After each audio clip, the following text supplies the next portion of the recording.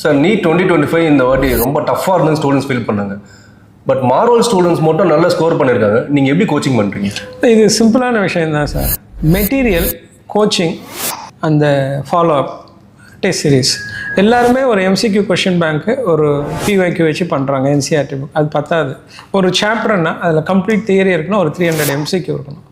And different level of test series. இதுதான் secret. So இப்போ 2026 repeaters எழுத போகிறாங்க, அவங்களுக்கு நீங்கள் என்ன அட்வைஸ் சொல்வீங்க?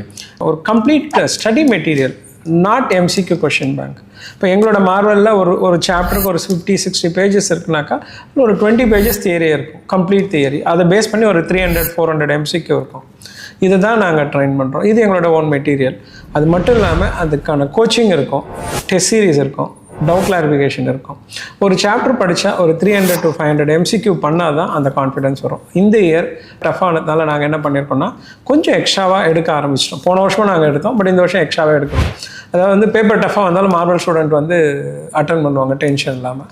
அது இந்த இயர் டீச்சர்ஸ் கோர்ஸுக்கோ 1 இயர் கோர்ஸுக்கோ நாங்கள் இம்ப்ளிமெண்ட் பண்ணுறோம்.